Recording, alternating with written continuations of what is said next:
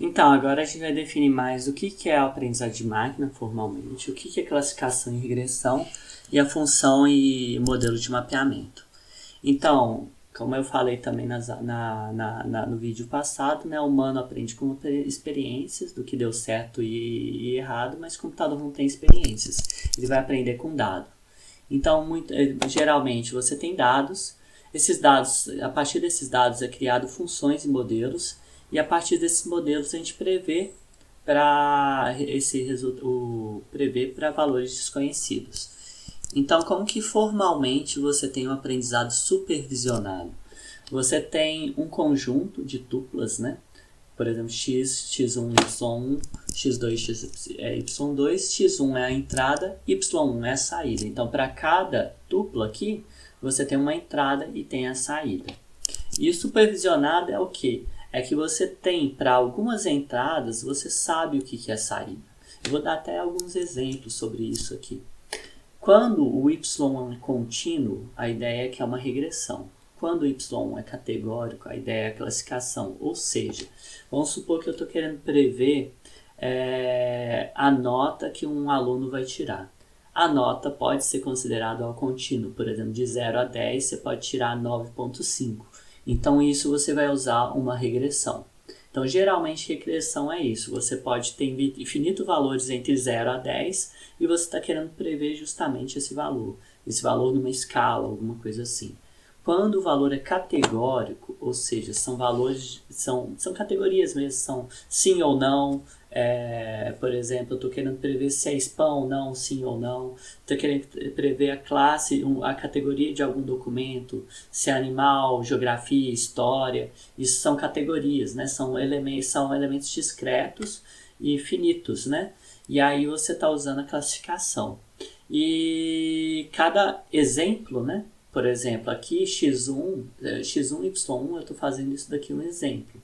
Isso daqui é uma instância, isso daqui é um exemplo que você tem a entrada x1 e o y1 é a saída dele. Por exemplo, vamos supor, x1 pode ser, se eu estou querendo prever a categoria de livros, x1 pode ser o vocabulário desse livro e y1 pode ser representar a categoria dele. Por exemplo, esse livro é sobre animal.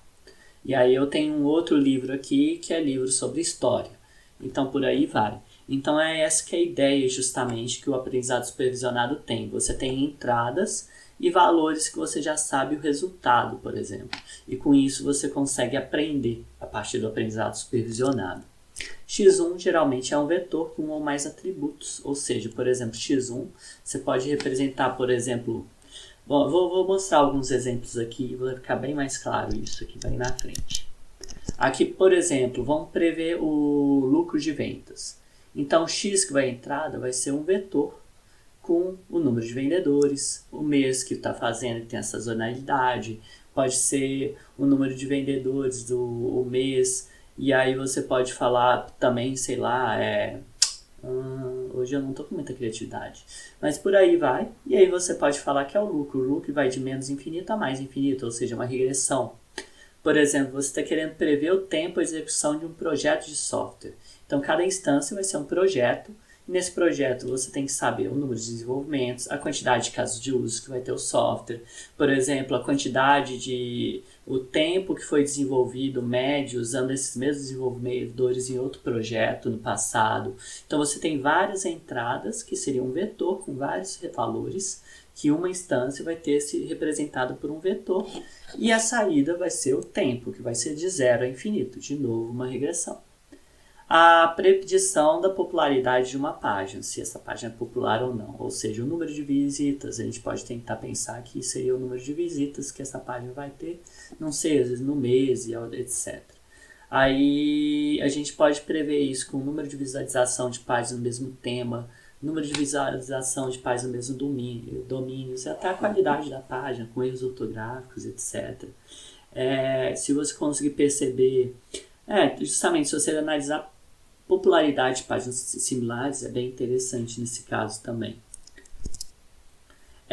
Alguns outros exemplos, né? Agora um exemplo categórico de classificação, que eu já tinha falado, né? Então a entrada, por exemplo, para um reconhecimento de escrita à mão, seria um vetor representando os pixels de uma imagem, por exemplo.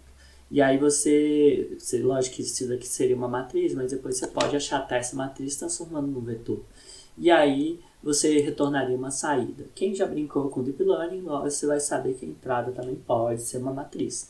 Mas vamos pensar no geral no vetor, numa questão também só para entender e deixar formalizada como vetor aqui, mas lógico, pode ser uma matriz também, dependendo do modelo que você vai usar.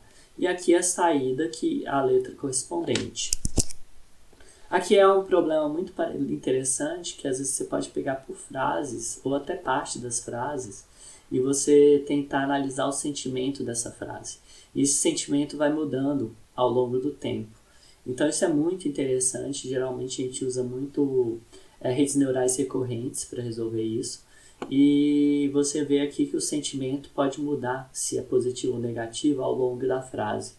Então você pode também fazer uma predição aqui por palavra, né? E cada palavra você saber o sentimento dela, até então, qual que é o sentimento que foi dado. Aí, por exemplo, até aqui foi um bom sentimento, um sentimento positivo. Depois o entretanto começou uma coisa negativa, depois voltou a ser positivo. Então, assim, isso é muito interessante você ver isso e ver que até a análise de sentimento, que se chama isso, de prever se um texto está falando bem ou mal de algum produto, um local, é muito interessante. É difícil e é bem interessante, né? Porque isso é muito importante para as empresas saberem o que tem se falado bem e mal, que nem sempre a gente consegue perceber tão bem só vendo assim as estrelinhas, né, da revisão, do que está se falando bem e do que está se falando mal. Alguns outros exemplos aqui, né? Erros ortográficos, número de maiúsculo e minúsculo, se você está querendo detectar spam. Então, detectando em spam, qual que é a entrada? Erros ortográficos, número de maiúsculo e minúsculo, remetente, que geralmente, muitas vezes o mesmo remetente manda spam.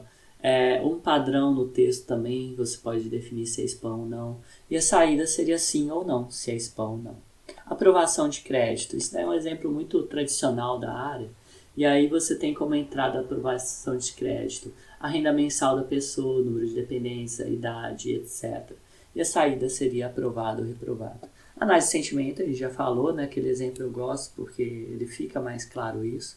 Mas a entrada também pode ser, por exemplo, se você está querendo saber se um texto está falando mal ou bem de uma empresa, você teria um número de palavras positivas, negativas, um número de palavras, quantidade de vezes que um usuário falou mal ou bem dessa empresa.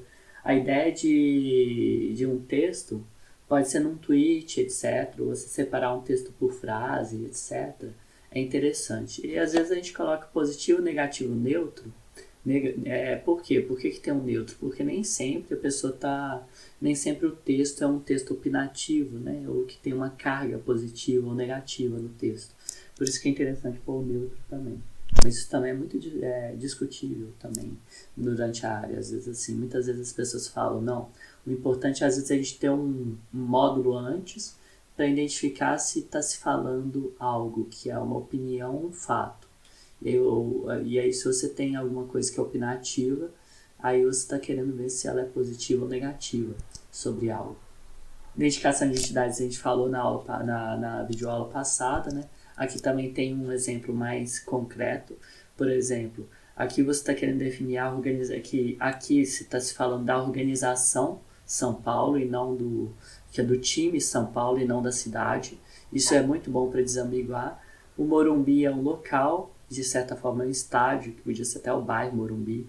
Aí você tem a cópia, você tem o Mundial, você tem a FIFA, que é uma organização, a Folha, que é uma organização. Isso é muito interessante para você identificar. Estão se falando algo sobre empresas, principalmente quando tem empresas ambíguas. Igual eu falei na videoaula passada, inclusive também do time, né? Se eu quero saber o que está se falando do time de São Paulo e desambiguar pelo país, pela cidade ou estado de São Paulo. Então é bem interessante isso. Então,